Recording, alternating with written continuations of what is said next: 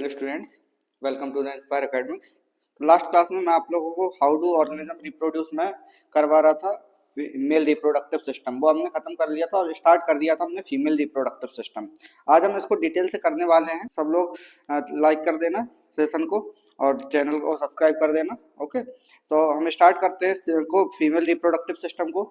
तो सबसे पहले अगर हम बात करें तो कौन कौन से ऑर्गन्स होते हैं जो कि फीमेल रिप्रोडक्टिव सिस्टम में पार्टिसिपेट करते हैं, तो सबसे पहला पार्ट हम बोल सकते हैं ओवरीज। ओवरीज क्या होंगी हमारे पास? Ovaries, the ovaries are primary reproductive organ. Okay, मतलब मेन चीज क्या है हमारे पास? Ovaries are primary reproductive organ है। ओके, इसके अलावा हम बोल सकते हैं अदर ऑर्गन्स जो हैं वो एक तरह से एसेसरीज ऑर्गन की तरह काम करते हैं, लेकिन मतलब प्राइमरी क्या है हमारे पास? हम बोलेंगे रिप्रोडक्टिव ऑर्गन वो है ओवरीज। अब इसके अलावा अगर हम देखें, each human female contains two almond shaped ovaries located in the lower part of the abdominal cavity near the kidney। Okay, यानी कि हम बोल सकते हैं इसकी लोकेशन का पता लग गया अब हमें और इसके शेप का पता लग गया। तो शेप कैसा है इसका? हम बोल सकते हैं आमंड शेप का है। ओके, आमंड शेप मतलब बादाम जैसा हम बोल सकते हैं। और उसके अलावा अगर हम देखें तो इसकी लोकेशन जो है वो एब्डोमिनल कैविटी में होती है और ये किडनी के पास प्रेजेंट होता है। ओके, और इसके अलावा अगर हम देखें तो each ovary is connected by a ligament to the uterus. Okay, तो हम बोल सकते हैं यहाँ से कि जो ओवरी होगी, दो ओवरीज होती है ना, तो दो ओवरीज क्या करती है? दोनों ही यूट्रस से कनेक्टेड रहती है थ्रू द लिगामेंट। ओके, इसके बाद अगर हम इनकी फंक्शंस की बात करें तो फंक्शंस क्या क्या होते हैं इसके? पहली चीज देखें तो production of female gamete. Okay, तो फीमेल गैमीट मतलब कि एक्स और ओवा। ओके, एक्स बोल देते हैं, कई सारे लोग ओवा बोलते हैं, तो हम बोल सकते हैं जो फीमेल एग है उसका जो गैमीट है उसका ओव्यूलेशन करवाने के लिए, प्रोडक्शन करवाने के लिए ये रिस्पॉन्सिबल होते हैं। और सेकेंडरी अगर बात करें तो सबसे तो secretion of female sex hormone, इसका भी बहुत सारा काम होता है ना। एस्ट्रोजन हार्मोन होता है जिसमें कि सेकेंडरी अगर सेक्सुअल कैरेक्टर्स आने हैं किसी भी फीमेल में तो वो यही काम करता है। प्रोजेस्टेरोन, प्रोजेस्टेरोन प्रेगनेंसी के टाइम पे भी काम आता है और नॉर्मली भी हम बोल सकते हैं कि जो सेकेंडरी सेक्सुअल कैरेक्टर्स आते हैं फीमेल्स में उसके लिए भी रिस्पॉन्सिबल होता है। अब इसके बाद अगर हम देखें तो सेकंड हमारे पास पार्ट है जो कि है फैलोपियन ट्यूब्स, या फिर इसे हम बोलते हैं ओविडक्ट। ओके, तो दो नाम इसके होगा, एक तो ओविडक्ट और दूसरा फैलोपियन ट्यूब। तो ये क्या होता है?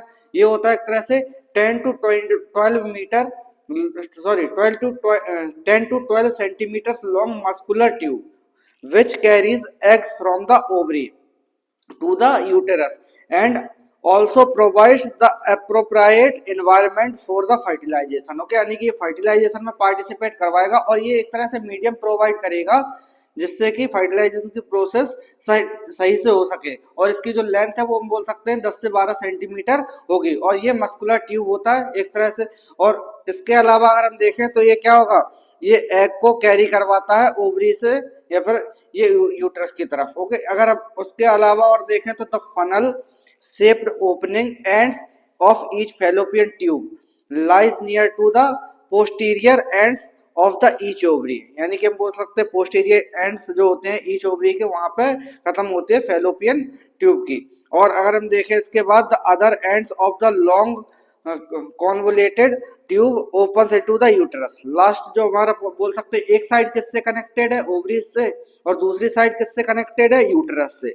तो ये हम बोल सकते हैं कि जो मीडियम प्रोवाइड कर रहा है, यानी कि एक तरह से पाथ तैयार करके रखता है ये कि इसके लिए हम बोल सकते हैं क्या होगा, जिससे कि लॉन्ग जो हम बोल सकते हैं कि जो एग का पाथ होना है, पाथ कहाँ से? ओवरी से निकला तो फैलोपियन ट्यूब की तरफ गया, फिर उसके बाद हम बोलेंगे कहाँ? यूट्रस की तरफ उसको जाना है। तब ये क्या कर रहा है कि फर्टिलाइजेशन, जो फर्टिलाइज्ड एग होता है वो यूट्रस की तरफ आता है ना।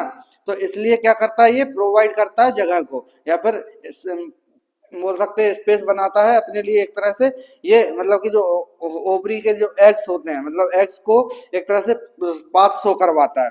अब इसके बाद हमारे पास है थर्ड बॉडी ऑर्गन जिसे हम बोलते हैं यूट्रस। तो यूट्रस क्या है? Uterus is large inverted pear shaped. Okay, large है, इन्वर्टेड शेप है, पियर शेप है ना, inverted and pear shaped muscular structure that light behind the bladder. यानी कि ब्लैडर का तो आपको पता होगा ब्लैडर क्या होता है ना, जैसे हम यूरिनरी ब्लैडर भी बोलते हैं, हम वही ब्लैडर की बात कर रहे हैं। तो उसके जस्ट पीछे ये प्रेजेंट होता है। Okay, if fertilization takes place the embryo get attached to the wall of uterus and grows there until birth. यानी कि हम बोल सकते हैं जो एम्ब्रायो होगा जब भी अगर अटैच होता है इससे तो क्या मतलब बोल सकते हैं इसके बाद क्या होगा कि जो एम्ब्रायो वो यहीं पे ग्रोथ होता है इसका, और जो बर्थ है वो यहीं पे मतलब यहाँ से बर्थ के बाद हम बोल सकते हैं मतलब बर्थ तक अंटिल द बर्थ, यानी कि बर्थ तक ये जो होता है एम्ब्रायो यहीं पे पूरा तरह से अपने आप को ग्रो करता है, जिससे कि वो बोल सकते हैं कि एम्ब्रायो क्या होगा एक तरह से बेबी का शेप लेता है, फिर उसके बाद उसका बर्थ होता है। ओके, तो हम इस तरह से बोल सकते हैं ये क्या लार्ज है, पहली चीज लार्ज इन्वर्टेड शेप, इन्वर्टेड पियर शेप टाइप का है। और सेकंड अगर बात करें तो मस्कुलर स्ट्रक्चर है इसका, मस्कुलर या फिर हम बोल सकते हैं मस्कुलर टिश्यूज होते हैं उनसे मिलकर बना हुआ होता है, तो फिर मस्कुलर स्ट्रक्चर है इसका। और ये ब्लैडर के जस्ट पीछे प्रेजेंट होता है। और अगर हम देखें तो फर्टिलाइजेशन टेक्स प्लेस, यानी कि जो फर्टिलाइजेशन होगा तो यहाँ पे हो मतलब कि फर्टिलाइजेशन प्रोसेस के बाद बोलेंगे कहाँ पे, धीरे धीरे जो एम्ब्रायो का प्लेसमेंट होता है वो यहीं पे होगा और उसका ग्रोथ भी यहीं होगा। अब लास्ट हमारे पास बॉडी ऑर्गन है वजाइना। तो वजाइना क्या होगा हमारे पास, this is the muscular tube about 7 to 10 centimeter long, okay, whose walls contain elastic tissue। यानी कि इसके पास क्या होगा एक तरह से इलास्टिक टिश्यू का बना हुआ होता है, 7 to 10 सेंटीमीटर लॉन्ग होता है। इसके बाद अगर हम देखें it is well adapted to receive the male's penis during copulation, यानी कॉपुलेशन के टाइम पे क्या करता है मेल्स के जो पेनिस को रिसीव करने के लिए ये अच्छे से डिजाइन होता है या अडेप्टेड होता है इसके मसल्स, है ना। इसके बाद अगर हम देखें the vagina is also called birth canal, यानी कि हम बोल सकते हैं जो बर्थ कैनाल है वजाइना को हम वो भी बोलते हैं, as it allows passage of the tube the time of child birth. Okay, तो हम बोल सकते हैं चाइल्ड जब बर्थ होता है तो उसके लिए ये जगह देता है, यानी कि पास पैसेज बनाता है, अपने रास्ता बनाने का तैयार रखता है, या फिर हम बोल सकते हैं जो रास्ता है वही यही प्रोवाइड करवाता है जबकि जब चाइल्ड का बर्थ होता है उस टाइम पे, तो इसीलिए इसको क्या बोल रहे हैं हम बर्थ कैनाल। ओके, तो ये चार हमारे क्या है फीमेल रिप्रोडक्टिव सिस्टम में बॉडी ऑर्गन्स होते हैं। अब इसके बाद हम देखेंगे इसको स्ट्रक्चर से हम समझते हैं क्या कैसे हम लोग कहाँ कहाँ पे कैसे प्रेजेंट है। ओके, तो ये हमारे पास है ना, ये क्या है फीमेल रिप्रोडक्टिव सिस्टम का डायग्राम है। तो ये हम बोल सकते हैं यहाँ पे प्रेजेंट है, सबसे पहले हमने क्या देखा था कि ओवरीज, तो ओवरीज यहाँ पे प्रेजेंट है हमारे पास, ये रही हमारे पास ओवरीज है ना, तो ये दोनों साइड एक एक ओवरी ये प्रेजेंट है। ओके, तो दोनों साइड एक एक ओवरी हम बोल सकते हैं यहाँ पे प्रेजेंट है। और अगर इसके अलावा हम देखें तो दूसरी चीज हमने जो देखी थी फैलोपियन ट्यूब, तो ये हमने पढ़ा था। तो फैलोपियन ट्यूब क्या है हमारे पास, मैंने बोला था कि ये एक साइड ओवरी से कनेक्टेड होता है और दूसरी साइड हम बोल सकते हैं कि यूटरस से कनेक्टेड है। तो ये हमारे पास फैलोपियन ट्यूब है। तो यहाँ से जैसे ही एग रिलीज होता है ना, तो एग रिलीज होके सीधा यहीं पे ये जाता है। ओके, तो यहाँ पे हम बोल सकते हैं जो फर्टिलाइजेशन की प्रोसेस है वो मतलब कि पार्टिसिपेट करते हैं, और हम बोलेंगे इसके बाद ये जो एम्ब्रायो बनता है वो यूटेरस में यहाँ पे आ जाता है। ओके, तो इस टाइप से हम इसको समझ सकते हैं कि ओवरीज हो गया हमारे पास, फैलोपियन ट्यूब हो गए, और इसके अलावा हमने थर्ड देखा था हमारा यूटेरस। ओके, तो यूटेरस क्या है हमारे पास, जैसे हमने अभी पढ़ा कि जो इन्वर्टेड पी शेप होता है ना, इन्वर्टेड पी शेप हमारा स्ट्रक्चर होता है। तो ये वाला जो पार्ट है मैं हाईलाइट कर दे रहा हूँ इसको थोड़ा सा, तो ये वाला जो पार्ट है हम बोल सकते हैं वो क्या है यूट्रस का पार्ट है।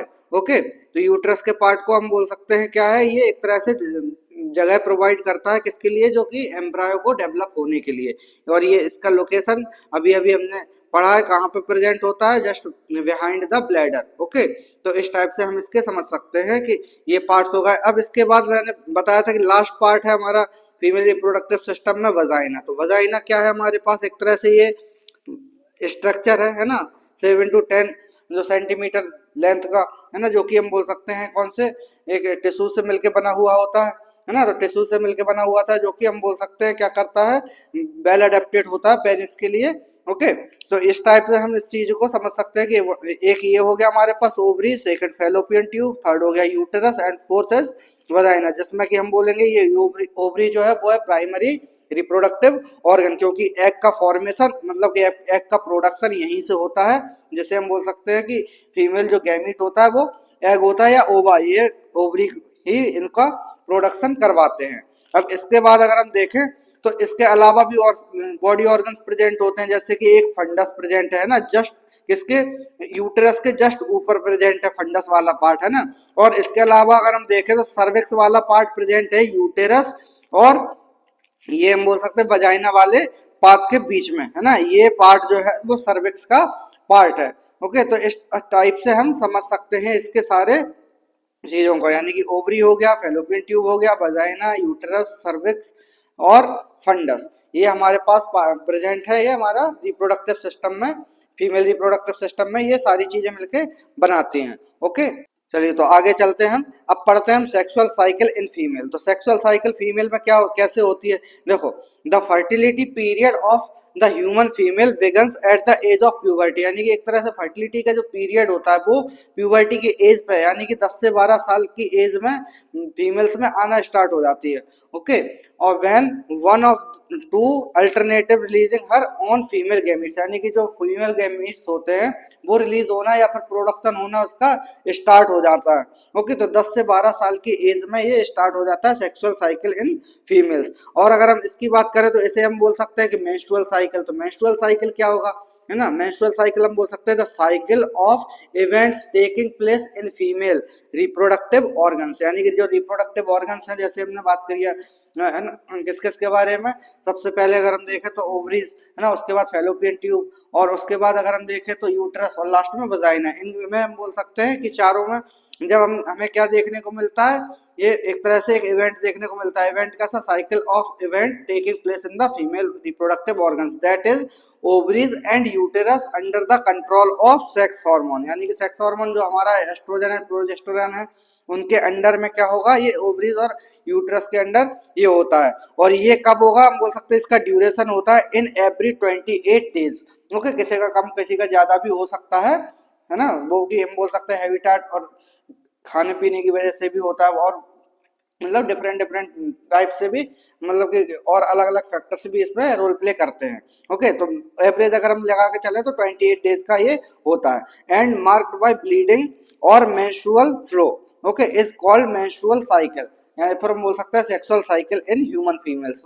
तो हम इसको ऐसे हम समझ सकते हैं कि sexual cycle in human females को हम ये बोल रहे हैं। अब इसके बाद अगर हम देखें तो मेनार्क एंड मोनोपॉज क्या होता है, तो मेनार्क एंड मोनोपॉज की बात करते हैं। देखो, at puberty the commencement of menstruation is termed menarche. Okay, तो कमेंसमेंट ऑफ मेंस्ट्रुएशन को क्या बोल रहे हैं, मेनार्क। ओके, अभी हम लोग और अच्छे से इसको डिटेल में डिस्कस करेंगे तब अच्छे से समझ में आएगा। ठीक है, तो मेनार्क क्या है, it marks the beginning of the reproductive life of human female, यानी कि सबसे पहले मेनार्क को हम टर्म क्या कर रहे हैं कि बिगन होता है, यहाँ से स्टार्ट होना है ना। जब फीमेल में क्या होता है, रिप्रोडक्टिव लाइफ का स्टार्ट होना या फिर मेंस्ट्रुअल साइकिल का स्टार्ट हो जाना। ओके ओके, तो इसको हम समझ सकते हैं कि ये मेनार्क होगा मेंस्ट्रुअल साइकिल को स्टार्ट करने की प्रोसेस को बोल रहे हैं। अब इसके बाद अगर हम देखें तो the reproduction cycle continues to occur till the age of 50, या फिर हम बोल सकते हैं 45 to 55 in Indian females. Okay, तो अगर हम एवरेज लगा के चले तो 50 के अराउंड ये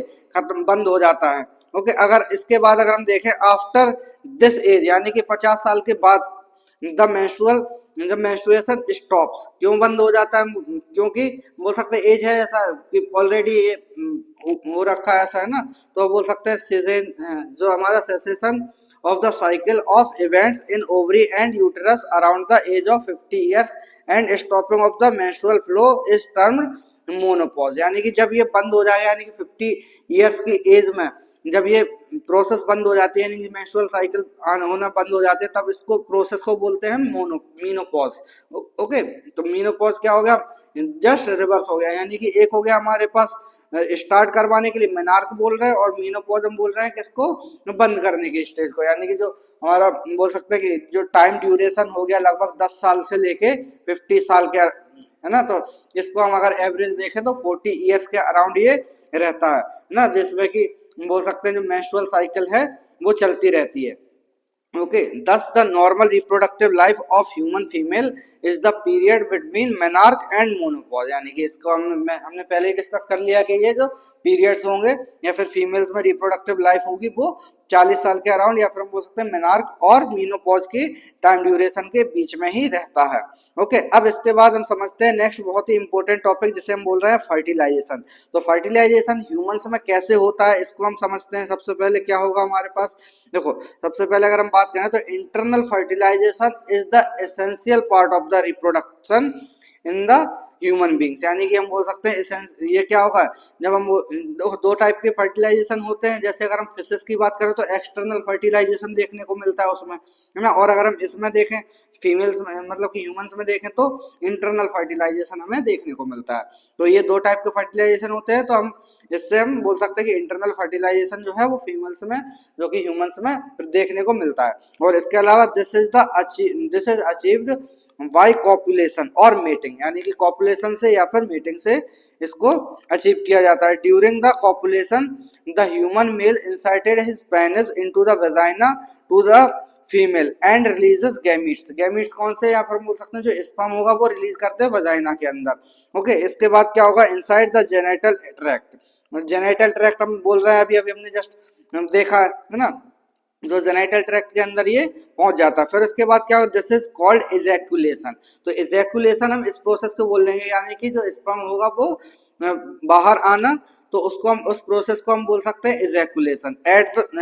eight a time approximately 3 centimetre cube of semen, या फिर हम बोल सकते हैं sperm bearing fluid produced by testis and accessories glands. Okay, या फिर हम इसके बाद बोल सकते हैं जो सीमन है वो डिस्चार्ज होता है कितना, 3 centimetre cube during the ejaculation, और which about 10% of the sperm. Okay, यानी कि हम बोल सकते हैं कंप्लीट स्पर्म हो गया 100% में से 10% के अबाउट स्पर्म होता है उसमें।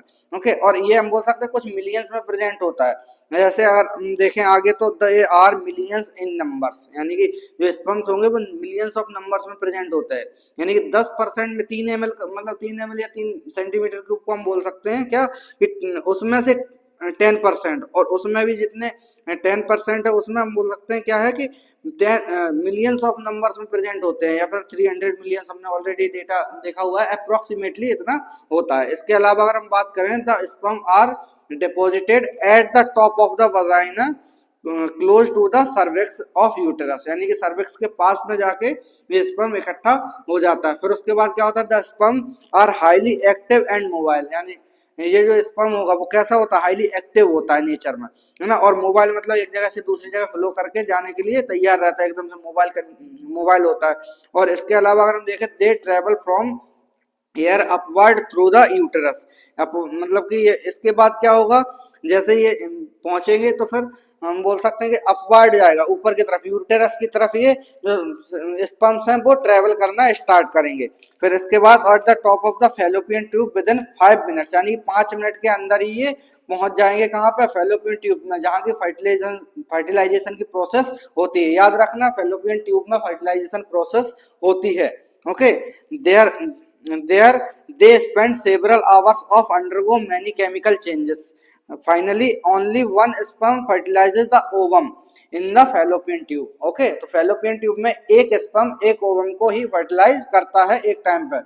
और हम बोलेंगे क्या इसके अलावा ये बहुत सारी केमिकल चेंजेस के थ्रू ये जाते हैं। ओके, और अगर हम आगे देखें तो the fusion of sperm nucleus with the egg nucleus to the two form a diploid zygote is called fertilization, यानी कि हम बोल सकते हैं जो फर्टिलाइजेशन की प्रोसेस है वो कैसे हम समझ सकते हैं कि diploid of zygote is called fertilization, यानी कि न्यूक्लियस जो स्पर्म का न्यूक्लियस है और एग का जो न्यूक्लियस है दोनों को जब दोनों मिक्स हो जाते हैं तो हम बोल सकते हैं उस मैच हो जाते हैं, तब उस टाइम पे क्या बोलेंगे, उस प्रोसेस को हम बोलते हैं पूरा फर्टिलाइजेशन। ओके, तो तब क्या होगा जब फर्टिलाइजेशन होगा, तो fertilization occurs only when copulation occurs during ovulation.